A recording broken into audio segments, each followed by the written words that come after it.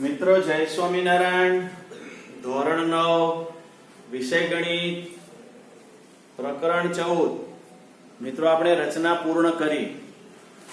આમ જોવા જઈએ તો વર્ષની શરૂઆતથી અત્યાર સુધીમાં થોડો ખ્યાલ કરી લઈએ કે સંખ્યા પદ્ધતિ પહેલું પ્રકરણ, બહુપદી બીજું પ્રકરણ, યામ ભૂમિતિ ત્રીજું પ્રકરણ, દ્વિચલ સુરેખ ચોથું પ્રકરણ, પાંચમું યુક્લિડની ભૂમિતિનો પરિચય, છઠ્ઠું રેખાઓ અને ખૂણાઓ, સાતમું ત્રિકોણ, આઠમું ચતુષ્કોણ, નવમું સમાંતર બાજુ ચતુષ્કોણ અને ત્રિકોણના ક્ષેત્રફળો, 10મું વર્તુળ, 11મું રચનાઓ, 12મું હેરોનનું સૂત્ર અને છેલ્લું સંભાવના 15મું પ્રકરણ. આટલા પ્રકરણ આપણે પૂર્ણ કર્યા. આપણા સિલેબસની અંદર 15 પ્રકરણો છે. એમાંથી હવે 2 પ્રકરણ બાકી રહ્યા છે, 13 અને 14.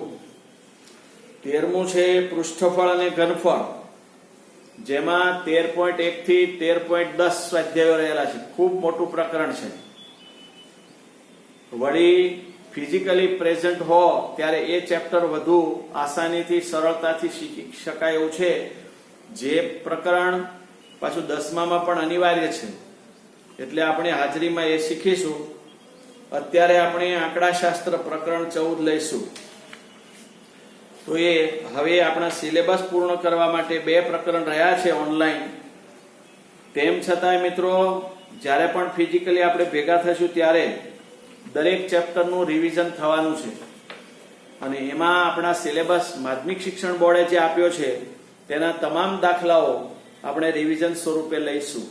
એમાં જે મિત્રોને કંઈ કચાશ રહી ગયું હોય, કોઈ ટાઈમ મળ્યો ન હોય, નેટવર્ક કામ કરતું ન હોય, કોઈ પ્રસંગોપાત બહાર જવાનું થયું હોય, તો એ દરમિયાન જે કંઈ લેક્ચર તમારાથી એટેન્ડ ના થઈ શક્યા હોય તો એ વખતે આપણે જ્યારે રિવિઝન કરીએ ત્યારે પણ તમે વધુ ધ્યાન આપશો તો એ સારી રીતે આપણે પરીક્ષાની તૈયારી કરી શકશું. પ્રકરણ 14 આંકડાશાસ્ત્ર છે, જેની પ્રાસ્તાવિક તમે વાંચશો તો વધારે ખ્યાલ આવશે. કારણ કે આંકડાકીય માહિતીઓ છે એ દરેક ક્ષેત્રોની અંદર જરૂર પડે. ખેતીવાડી ક્ષેત્રે, સંશોધન ક્ષેત્રે, સંદેશાવ્યવહાર ક્ષેત્રે, તબીબી ક્ષેત્રે, પછી વ્યાવસાયિક ક્ષેત્રે, પછી રમતગમત ક્ષેત્રે, એમ દરેક જગ્યાએ આંકડાશાસ્ત્રની જરૂર પડે. અને એના આધારે એ મૂળ લેટિન શબ્દ સ્ટેટસનો અર્થ રાજ્ય પરથી અને અંગ્રેજી પરથી સ્ટેટિસ્ટિક ઉતરી આવ્યો છે, એવી વાત અહીં કરેલી છે. તો પ્રાસ્તાવિક એટલા માટે વાંચવાનું છે જેથી કરીને એમાંથી ખાલી જગ્યા, ખરા ખોટા વિકલ્પ વગેરે પૂછ્યા હોય તો એ આપણને સમજણમાં આવે. તો અહીંયા આગળ આપણને હકીકતો, આંકડાકીય માહિતી, કોષ્ટક, આલેખો વગેરે સ્વરૂપમાં રોજ પુષ્કળ માહિતી મળતી રહેશે એવું પ્રાસ્તાવિકમાં રજૂ કરેલું છે. આ બધી માહિતી દૈનિક પત્રો, ટેલિવિઝન, સામયિકો, સંચારના બીજા માધ્યમો દ્વારા પૂરી પાડવામાં આવે છે.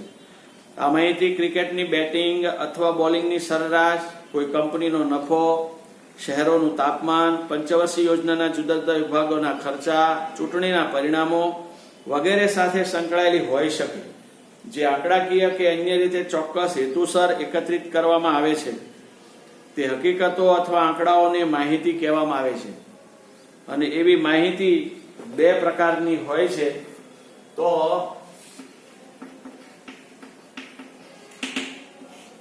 જે કંઈ અધ્યયન કરવું છે, જેનો વિશે આપણે સમજવું છે, અને એના માટે જે કંઈ આપણી પાસે આંકડાકીય માહિતીઓ પરિણામો પ્રાપ્ત થાય અને માહિતી કહેવાય.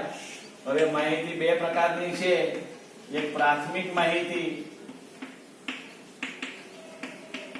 અને બીજી છે ગૌણ માહિતી. ગૌણ માહિતી. તો આવી 2 પ્રકારની માહિતીઓ છે. હવે જે આપણા પાઠ્યપુસ્તકના પેજ પર 212 ઉપર નોંધેલી છે, એમાં પ્રવૃત્તિ 1 કરવાની કઈ છે કે તમારા વર્ગના 20 વિદ્યાર્થીઓની ઊંચાઈ માપો.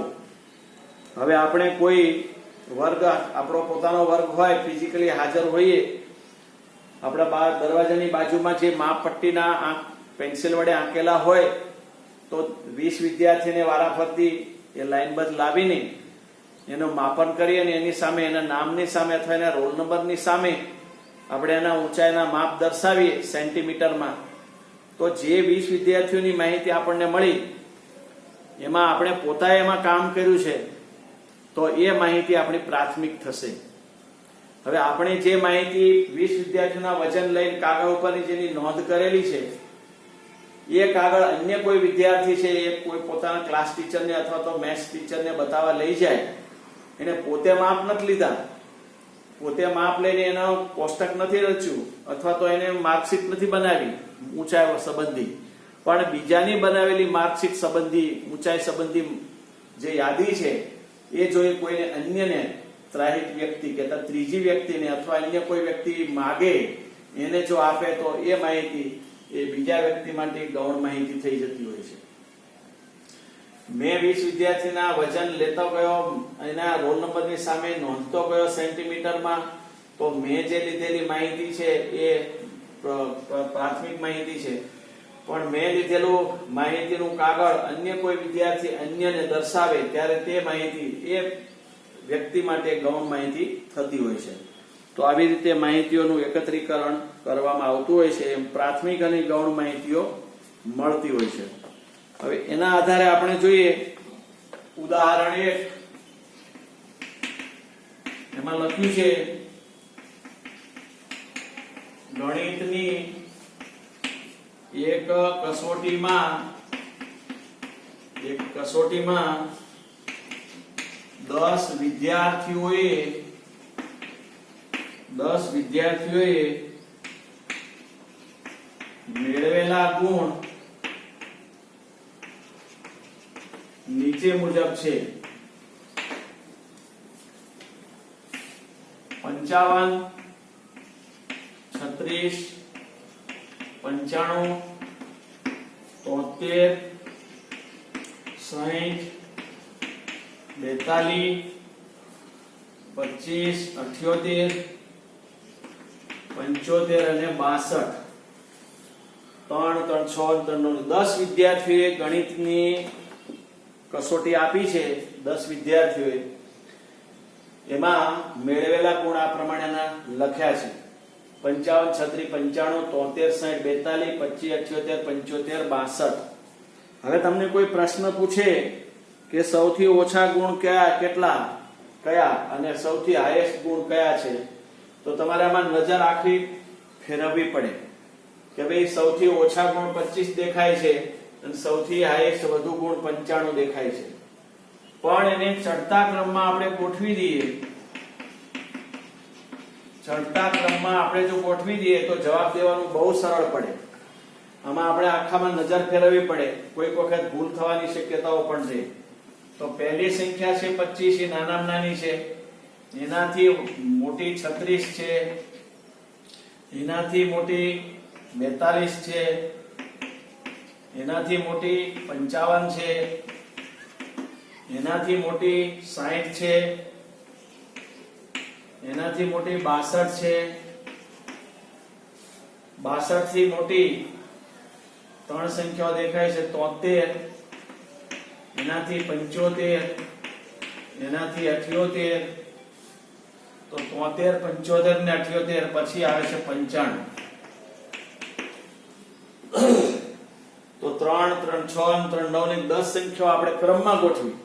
પણ મિત્રો આ તો હજી 10 વિદ્યાર્થીઓની બાબત થઈ, પણ કોઈ ક્લાસની અંદર 50 વિદ્યાર્થી હોય તો એ 50 વિદ્યાર્થીની યાદી હોય, એમાંથી નાની ઓછામાં ઓછા ગુણ અને વધુ ગુણ પ્રાપ્ત કરવા માટે આપણી નજર એમાં ફેરવવી પડે.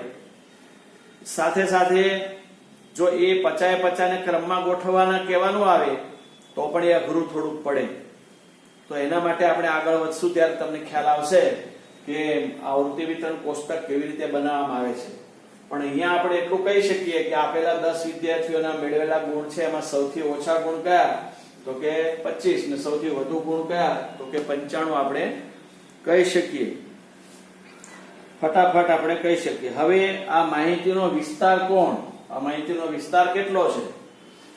તો વિસ્તારની સૂત્ર છે વિસ્તાર જો લેવો હોય, આપેલા પ્રાપ્તાંકોનો વિસ્તાર લેવો હોય તો મહત્તમ પ્રાપ્તાંક, આ પ્રાપ્તાંકો કહેવાય અથવા અવલોકનો કહેવાય, માંથી ન્યૂનતમ પ્રાપ્તાંકો. તો વિસ્તારની, હવે આ માહિતીનો વિસ્તાર મેળવવો હોય તો સૌથી મહત્તમ પ્રાપ્તાંક છે 95 અને સૌથી ન્યૂનતમ પ્રાપ્તાંક છે 25. એની બાદબાકી કરતા આપણને મળે 70 પ્રાપ્તાંક. તો આપેલ માહિતીનો વિસ્તાર એ 70 થયો. આ તો હજી 10 પ્રાપ્તાંકો છે મિત્રો, પણ કોઈક વખત 50 પ્રાપ્તાંકો પણ આવશે, 100 પ્રાપ્તાંકો પણ આવશે.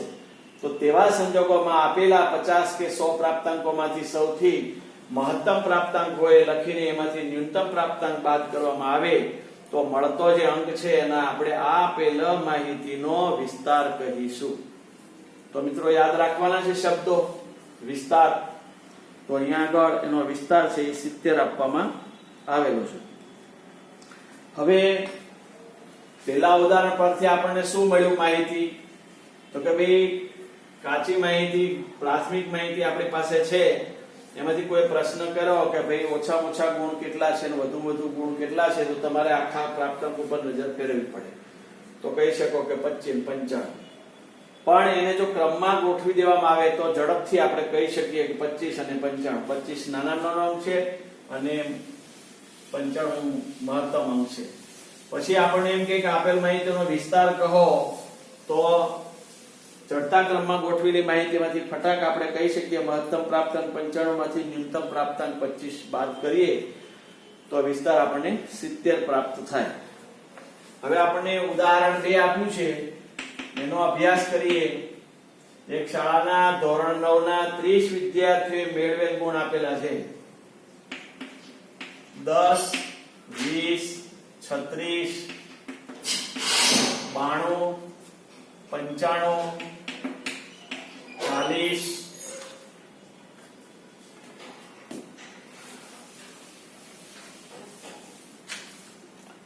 ત્યાર પછી 50, 50 ની પછી 56, 60 અને 70. એ જ રીતે 92, 88, 80, 70, 72, 70, 36, 40, 36, 40, 92, 40, 50, 50, 56, 60, 70, 60, 60 અને 88. તો આવા 30 વિદ્યાર્થીઓનું આપણે માહિતી આપવામાં આવેલી છે. હવે તમને એમ પૂછવામાં આવે કે એનો વિસ્તાર કેટલો, તો તમારે સૌથી મહત્તમ પ્રાપ્તાંક શોધવો પડે. મહત્તમ પ્રાપ્તાંક એમાંથી ન્યૂનતમ પ્રાપ્તાંક તમારે બાદ કરવો પડે. તો તમારે છેક અહીંથી નજર ફેરવી પડે. 92, 95 અહીંયા આવી ગયા એટલે હવે તમારે ધ્યાન રાખવાનું કે 95 થી કોઈ વધારે અંક છે કે નથી. તો કે તમારો મહત્તમ પ્રાપ્તાંક 95 છે.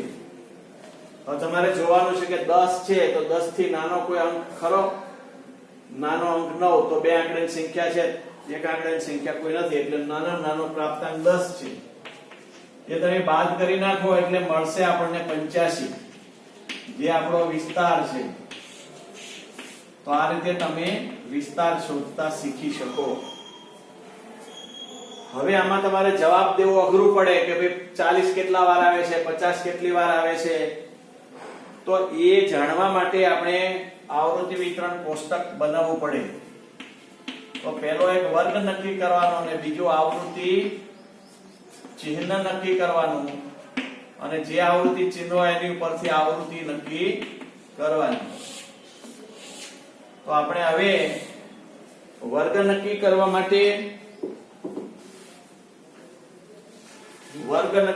માટે હા પહેલો 10 છે. 10 પછી વધારે 11 12 13 14 15 કોઈ પ્રાપ્તાંક નથી. છેક ક્યાં છે તો કે 20. 20 પછી 21 22 23 24 25 કોઈ અંક હોય, 25 અંક હોય એવું કોઈ હોય તો જોવાનું રહ્યું. તો 25 થી 29 સુધી કોઈ નથી. 30 છે કે નહીં એ ચેક કરો. તો કે 30 અંક આમાં ક્યાંય નથી. તો 36 છે પાછો. 35 કોઈ છે? 35 એ નથી. 36 છે. 37 નથી, 38 નથી, 39 નથી. 40 છે. હા 40 પછી 41 42 43 કોઈ ખરું? નથી. 45 કોઈ ખરું? જોઈ શકો 45 પણ નથી. 46 પણ નથી, 47 પણ નથી, 48 પણ નથી, 49 પણ નથી. 50 છે તો આપણે 50 લખીશું. 51 નથી, 52 નથી, 53 નથી, 54 નથી. 55 ખરું કે? હા 55 નથી. 55 પણ નથી. 56 છે તો આપણે એને 56 લખીશું. 57 58 નથી, 59 નથી, 60 ખરું? ચેક કરો 60 છે કે? હા તો 60 લઈએ. ત્યાર પછી 61 62 63 64 65 65 નથી. 66 67 નથી. 68 નથી, 69 નથી. હવે 70 ખરું? 70. 71 72 ખરું? 71 નથી કે? 72 ખરું? 73 નથી, 74 નથી. 75 ખરું? ચેક કરો 75 નથી. 76 77 78 79 નથી. 80 ખરું કે? 80 ચેક કરો. 80 પહેલી લાઈનમાં નથી, બીજી લાઈનમાં નથી. છે 80 આનો. 80 પછી 81 82 83 84 85. હવે 85 ને ચેક કરો કે આ લાઈનમાં નથી, આમાંય નથી. 85 આમાં છે કે નથી? 85 નથી. પણ 88 છે તો કે 88 લખો. પછી 90 છે આમાં ચેક કરો. 90 નથી આમાં ક્યાંય. આમાં 90 નથી. 91 નથી. 92 છે તો કે 92 લખો. પછી 93 94 નથી. 95 છે તો છેલ્લામાં આપણે 95 લખીશું. થોડીક જગ્યા ઘટી તો આપણે અહીંયા લખીએ 88 વાળો વર્ગ અંતરાલ આપણે લખીએ. અહીંયા વર્ગ લખીશું, અહીંયા આવૃત્તિ ચિહ્ન લખીશું અને અહીંયા આવૃત્તિ લખીશું. 88 વાળા અહીંથી ઉપર લઈ લઉં છું. પછી 92 પછી 95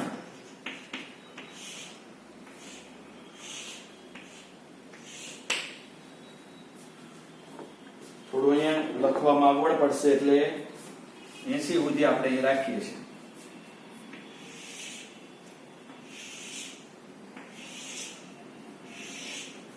થોડું કંટાળાજનક લાગે પણ જ્યારે તમે માહિતી બની જાય પછી તમને કોઈ પ્રશ્ન પૂછવામાં આવે તો એ પ્રશ્નો તમે સરળતાથી સચોટ જવાબ આપી શકો. અને એટલા માટે આવૃત્તિ વિતરણ કોષ્ટક બનાવવામાં આવતું હોય છે. તો આ આવૃત્તિ વિતરણ કોષ્ટક અહીં પૂરું થતું નથી. અહીંથી કન્ટિન્યુઅસ થઈને અહીંયા પૂરું થશે. હવે મિત્રો આપણે માહિતીમાં જોતા જવાનું છે. અહીંયા તો કે 10 પછી આ લાઈનમાં કે 10 નથી. આમાં 10 છે નથી. આમાં કે 10 છે નથી.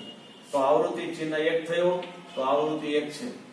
ચાલો 20 જો એક વાર આવ્યો પછી બીજી વાર 20 ચેક કરો કે 20 બીજી વાર છે નથી. તો એની આવૃત્તિ ચિહ્ન 1, એની આવૃત્તિ કુલ 1. પછી 36 એક વાર એટલે 1 લખ્યું આપણે. 36 એક વાર આવ્યો, બીજી વાર 36 એટલે બગડો લખ્યો. પછી 36 ત્રીજી વાર ત્રીજો લીટો કર્યો, 36 પછી બીજે ક્યાંય છે કે નથી? તો અહીંયા 3. પછી 40 જો અહીંથી શરૂ કરો તો કે 40 એક વાર, પછી આ લાઈનમાં નથી, આ 40 બીજી વાર, પછી આ 40 ત્રીજી વાર, પછી આમાં આગળ વધો 40 ચોથી વાર, પછી 40 ખરું કે ના? તો અહીં 4 થયા, તો એની આવૃત્તિ કુલ 4 થઈ. આનો અર્થ એવો થયો કે 40 ગુણ મેળવનાર વ્યક્તિઓ કેટલી? તો કે 4. આવૃત્તિ વિતરણ છે 9 ના 30 વિદ્યાર્થીઓ મેળવેલા ગુણ 100 માંથી લખેલા છે. એટલે આનો હવે સરળ પડે કે 10 માર્ક મેળવનારા વિદ્યાર્થી કેટલા? તો કે 1. 20 માર્ક મેળવનારા તો કે 1. 36 મેળવનારા તો કે 3.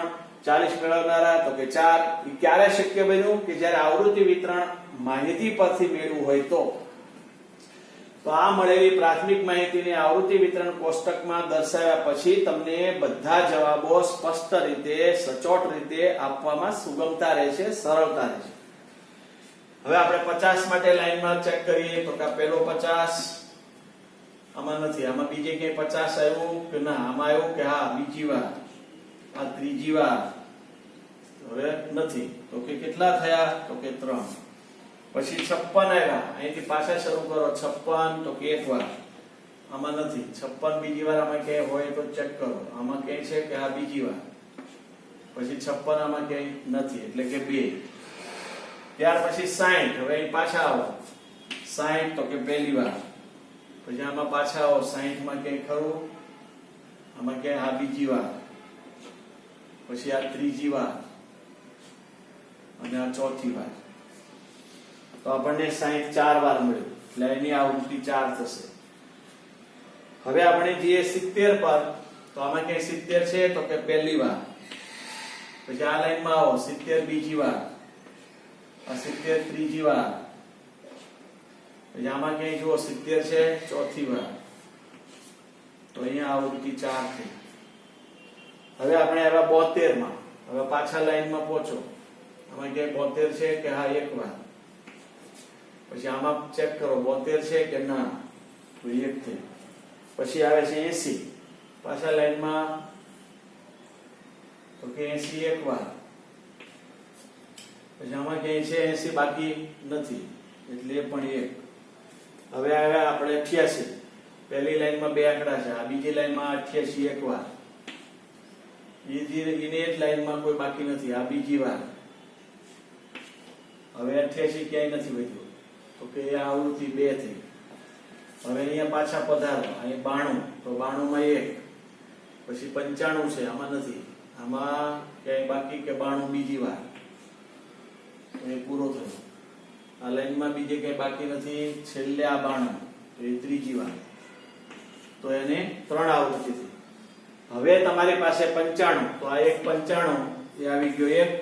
હવે કોઈ આંકડાની નીચે અંડરલાઈન વગરનો આંકડો નથી એટલે એ છે 1. હવે તમારી પાસે આ કુલ આવૃત્તિ કેટલી થવી જોઈએ? તો કે 30 થવી જોઈએ, કારણ કે 30 વિદ્યાર્થીના મેળવેલ ગુણ છે 1 2 3 5 ને 4 9 ને 12 13 14 18 22 23 24 25 26 27 29 ના 30. તો આમ આપણને હવે તમને કોઈ એમ કે હાઈએસ્ટ માર્ક મેળવનારા કેટલા વિદ્યાર્થી? તો કે 1. એને મેળવેલા ગુણ કેટલા? તો કે 95. સૌથી ઓછા ગુણ મેળવનાર વિદ્યાર્થી કેટલા? તો કે 1. એને મેળવેલા ગુણ કેટલા? તો કે 10. હવે તમને એમ પૂછવામાં આવે કે સૌથી વધુ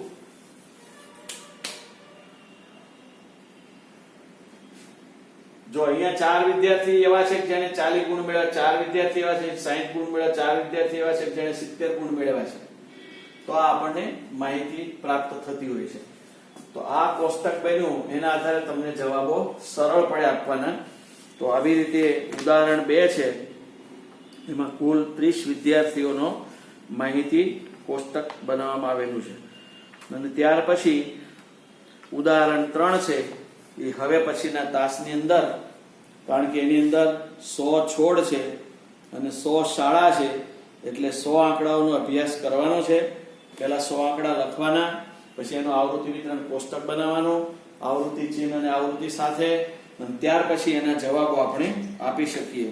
તો હવે પછીના જે તાસમાં આપણે મળશું ત્યારે આવૃત્તિ વિતરણ કોષ્ટક માટે ઉદાહરણ 3 લઈશું. તો આમ આંકડાશાસ્ત્રની અંદર માહિતી બે પ્રકારની છે, એક પ્રાથમિક માહિતી અને એક ગૌણ માહિતી. પછી આપેલા પ્રાપ્તાંકોનો વિસ્તાર શોધવા, મહત્તમ અંકમાંથી ન્યૂનતમ અંક બાદ કરશો ત્યારે તમને વિસ્તાર મળશે. ત્યાર પછી આમાં જવાબો આપવા અઘરા પડે, કોઈ તમને પૂછે કે 4 વિદ્યાર્થી એવા શોધી આપો કે જેમના ગુણ 40 હોય અથવા 40 ગુણ હોય, એમાં કેટલા વિદ્યાર્થી છે એવો પ્રશ્ન કરે. તો આમાં 40 ગુણ મેળવનાર કેટલા વિદ્યાર્થીઓ છે માટે પહેલા અહીં જોવું પડે 1 2 3 પછી આ 4. હવે આવી માહિતી હોય તમને ફટ ખબર પડે 40 ગુણ મેળવનારા 4 વિદ્યાર્થી છે. અથવા તમને પૂછે 60 માર્ક મેળવનાર વિદ્યાર્થી કેટલા, તો આમાં તમારે શોધવું પડે. જ્યારે અહીં તમે ફટ કહી શકો 4 વિદ્યાર્થી. તમને પૂછે કે 70 ગુણ મેળવનારા વિદ્યાર્થી કેટલા, આમાં તમે ફરવા જાઓ ત્યારે ભૂલાઈ જાય એક આંકડો, કાં એક આંકડો વધી જાય. જ્યારે અહીં તમે સ્પષ્ટ કહી શકો કે 70 ગુણ મેળવનારા 4 વિદ્યાર્થી છે. ઓછામાં ઓછા ગુણ મેળવનાર વિદ્યાર્થી કેટલા, તો કે 1. કેટલા ગુણ મેળવ્યા છે ઓછામાં ઓછા, તો કે 10.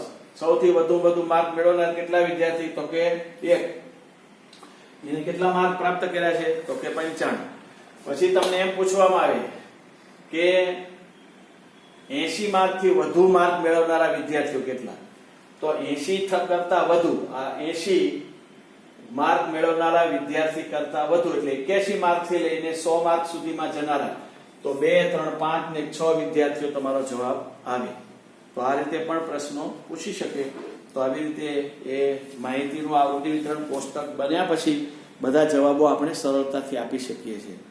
તો આમ આગળ આંકડાશાસ્ત્રના આલેખો પણ આવશે, મધ્યક મધ્યસ્થ ને બહુલક પણ આવશે, મધ્યવર્તી સ્થિતિના માપ, એનો અભ્યાસ આ પ્રકરણમાં આપણે કરવાના છીએ. તો મિત્રો આજે આ જે લેક્ચર છે એ ઉદાહરણ 1 અને 2 શીખ્યા પછી તમારા પાઠ્યપુસ્તકમાં પ્રાસ્તાવિક છે એ 2 પેજ તમે વાંચશો તો વિશેષ આનંદ આવશે. અસ્તુ. જય સ્વામિનારાયણ.